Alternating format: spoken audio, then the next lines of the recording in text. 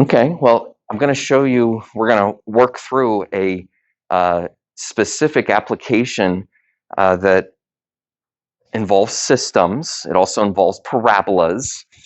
And when it sort of comes to the end, it's going to involve matrices because they all kind of go together. And it turns out that, again, it has to do with a parabola. Now, it might pop in your mind at some point in the next few minutes where you'd be like, why are we talking about parabolas all of a sudden? Just because I want to show you how this connects to matrices. If you're not real up and up on parabolas, we haven't talked about them this year, there might be a couple things that you need to remind yourself or that I'm going to help you remember. And one of those is quite simply that the equation for any parabola is always going to, and I say always going to, fit the form of y equals ax squared plus bx plus c. And even if you weren't ready to tell me that when you walked in this morning, I'm sure, and I know you've seen that if you went through an algebra class. And just remember, all this is really saying is that a parabola always has to have an x squared. The other parts of this equation can vary. There could be some other letters and numbers that continue to change the shape of the parabola. And that's exactly what A, B, and C do. A, B, and C end up being numbers that, as you're going to find out, that we need to find. So look at this example. It's the kind of problem that we're going to do where you're given points.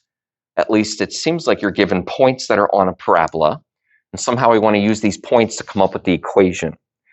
Now, the good news is that whether we're talking about parabolas or we're talking about straight lines, anytime you're in an algebra class and you're given a point, you can always plug it in. And of course, you plug it in for x and y. And I just want you to see how kind of interesting it is when you plug 1 and 9 in for x and y into our equation. Well, it means I'll plug a 9 in for y. It means that I will plug a 1 in for x. And the first time you see this, it can look a little bit overwhelming, but just take a careful look. I'm not going to go too fast. I want you to clearly see that I plugged in a 9 for y and a 1 for x. And a lot of times what kids notice is that there's a lot of other things that I didn't plug in for, like I didn't plug in for A, B, and C. They're still there. The square is still there. But I did plug in for x and y. Now you'll find out that this process kind of feels like it gets repeated a few more times. And so watch again if you need to, or maybe if you're catching on quickly, you can do it yourself. But I'm going to plug a 6 in for y. Be careful, the 6 goes in for y. And I'm going to plug a 4 in for x. And you probably feel like you're writing down a lot of the same things. But trust me, what you're writing down is technically different. Even though it still has an A, B, and C, and it still has a square, it's got a 4 plugged in for x and a 6 plugged in for y. And of course, we can do that one more time over here with 6 and 14. Again, as soon as you feel like you're ready, I encourage you to kind of do it on your own. But you do want to be careful that you're not losing other parts of the equation.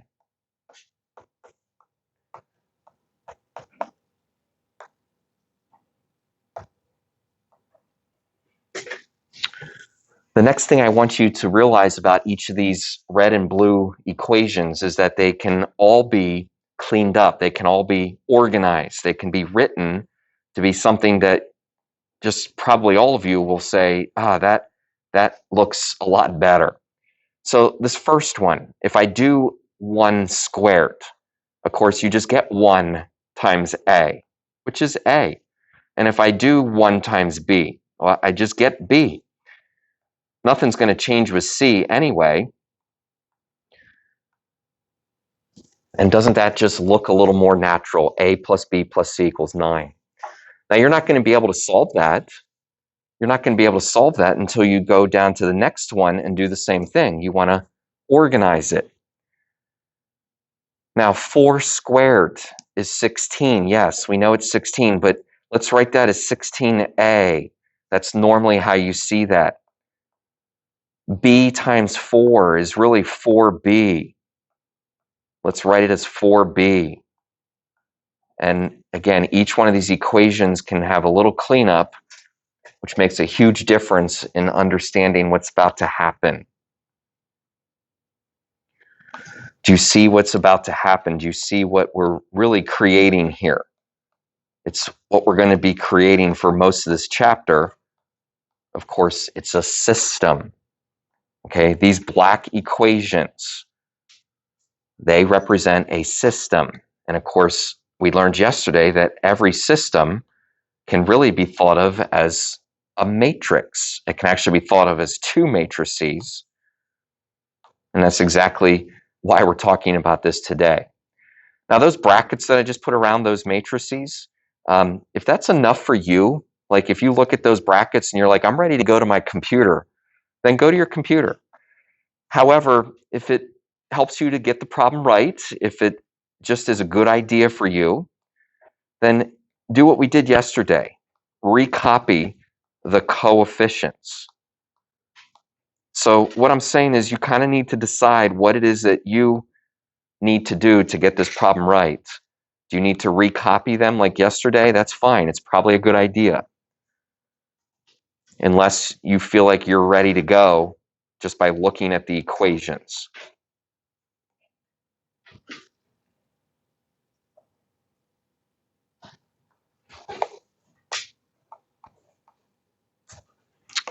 But we're back to A and B.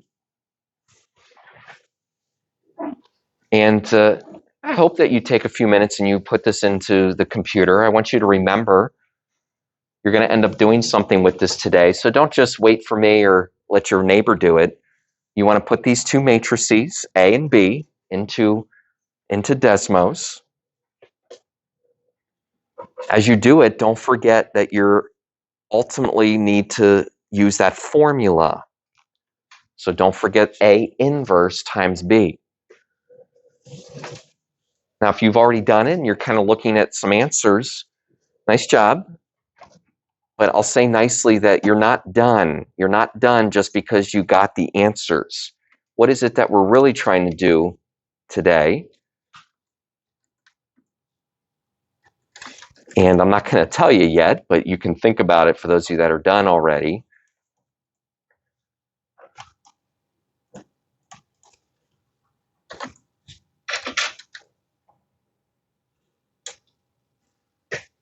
I know it's a little small, but well, I guess I can zoom in a little bit. But again, A inverse times B. I mean, that takes the cake. That is the big deal for a big part of this chapter.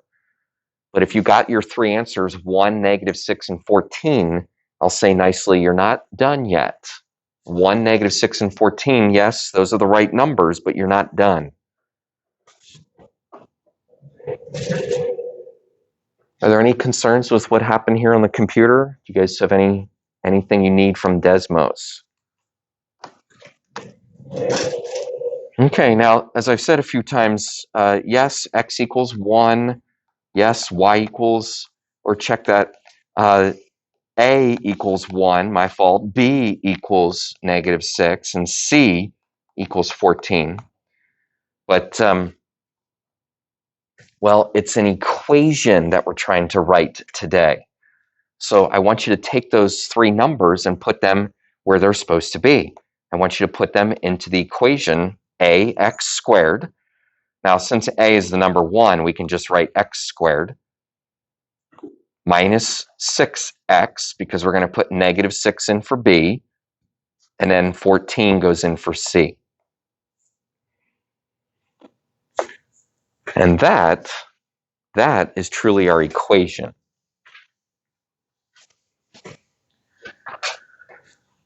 Okay, now I would imagine that most of you say, sure, it sounds good, I'm happy with what we did, but do you realize what this really means? I want to take this just one step further where you can just watch if you would like, but again, do you realize what this really means? it means that the equation y equals x squared minus 6x plus 14, it means that it actually makes a parabola.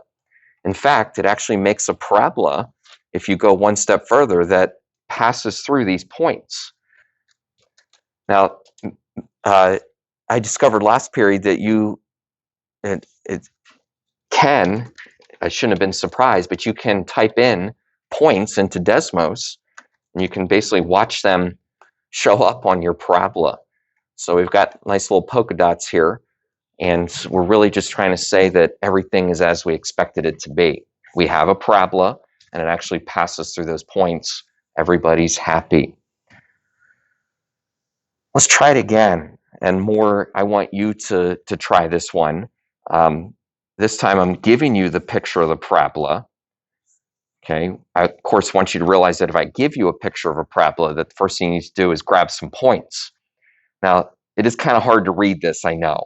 So let's make sure we're getting points that are actually on the parabola.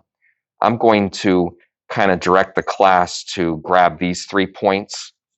And again, just to make sure that we're getting the right ones. The first one, this one on the left, that's -5, 0. The vertex, it seems like it's a little bit off to the side, but it really is at -2, -4. The vertex is at -2, -4. And then over here to the right is 2, 0. You're never going to have to guess where the points are. It was a little hard to read, but you can be sure. Go ahead.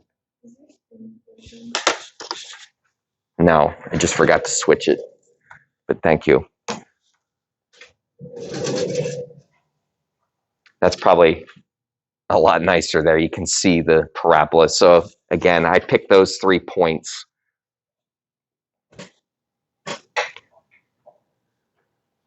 And you should also. So -5, 0, -2, -4, and 2, 0. And thank you for having me switch the screen.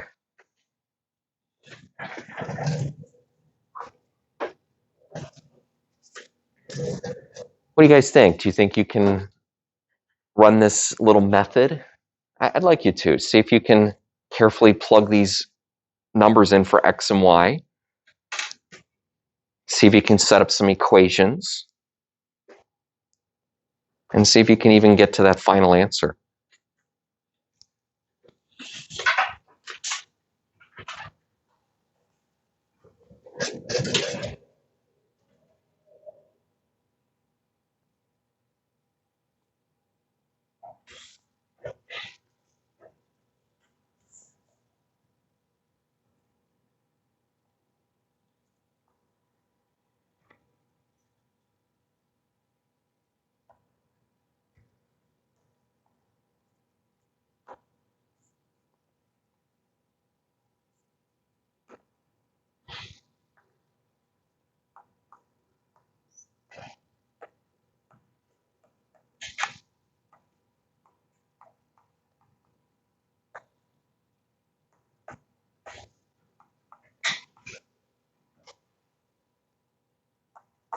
It doesn't matter what order you put the equations in. It just matters that you plug in carefully for x and y. So whichever one you think is first, whichever one you think is second, it doesn't matter what order.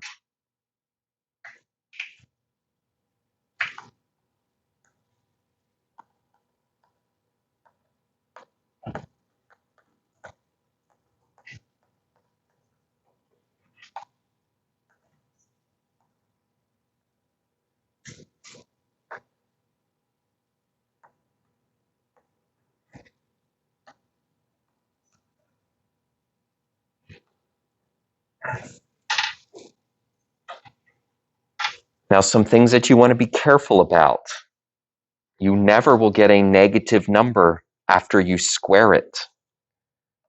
You're welcome to look up here. I don't want to just say it, but be careful about negatives and squaring.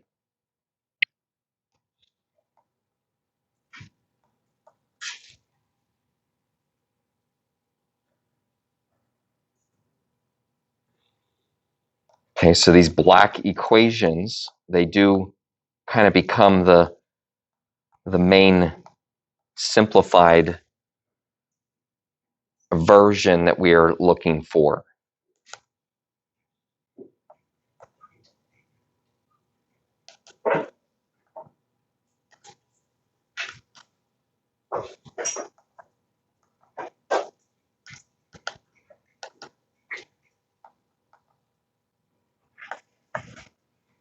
Now, if everything seems to be working for you, is there something you can do with Desmos to prove it? Do you remember how at the very end I graphed something? Again, especially for those that you feel like you're done, what could you graph to kind of prove that you're right?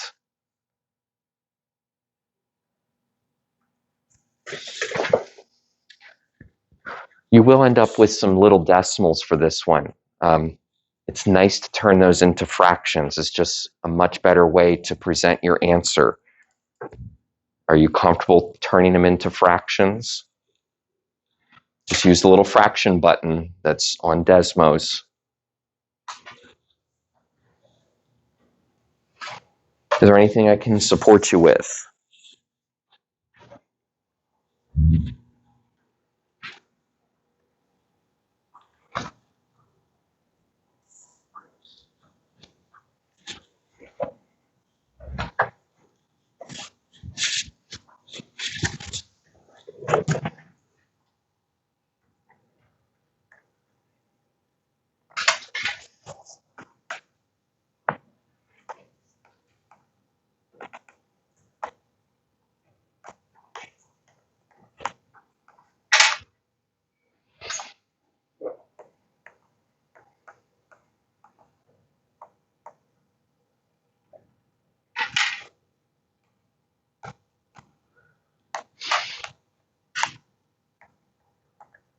Okay, so even myself, I had to be careful here, especially with the A matrix, that you can see I used the number 4 twice, but I use -2 and +2 as part of that A matrix. So just double check.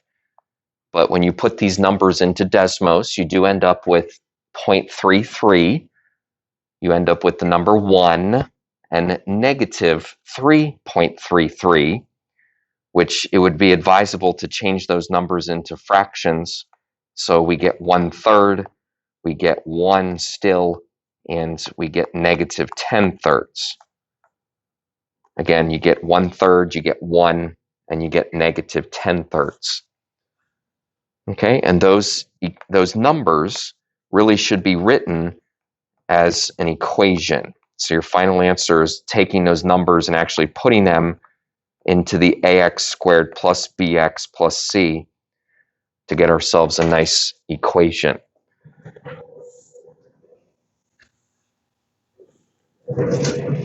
I like that some of you took the extra step, which I'm going to ask everyone to do in a moment on the back of the paper.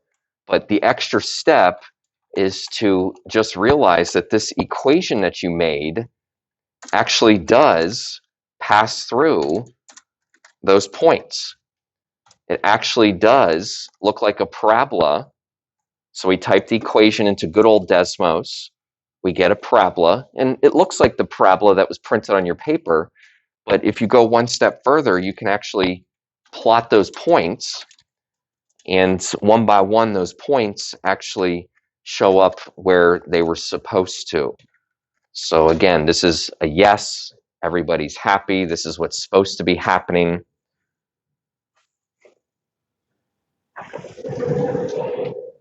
Which leads us to kind of the next logical question. Do 3 points always make a parabola? Or are they just that Mr. Naylor gave you 3 points that happen to work? Again, do 3 points always make a parabola? I'd like you to flip your paper over. I want to take you through a little exercise to kind of either prove something or discover something about what's true about 3 points. Okay, now you guys are going to kind of do this on your own. I'm actually going to sign with a little signature at the back of your paper that you did it. But let's make sure you know what you're going to do. First, we're just trying to figure out, do 3 points make a parabola? Not on a straight line. Let's be clear, if 3 points were on a straight line, they automatically would fail. They would not be able to make a parabola. But to do this, I want you to randomly plot 3 points. Now, before you do that, before you do it, I'll just say seriously, it's much more effective if you really make them random. Like even close your eyes and literally put 3 points in your paper. It's not going to be as helpful if you kind of can see the parabola before you do the problem. So as random as you can, 1 point here, 1 point there, and a third point somewhere else. Put down 3 points. Now, after you randomly put those points down, I do want you to see if you can see the parabola. Some of you will say, I think I can see it. I think it opens down. Some of you will see it and you think it opens up. Maybe you're going to say, I don't know if I see it. Okay. If you think you see the parabola, feel free to draw it. Maybe draw it lightly, or maybe just visualize it. But then I want you to go through the method. The method, of course, is what we did a couple times. And then at the very end, I want you to graph your answer on Desmos. I want you to graph it on Desmos, and then give me a little wave. And I'd like to sign off and have a quick conversation with you about what you discovered. Okay, see what you can do. Let me know if I can support you. Everybody's answer is going to be different, so that's okay.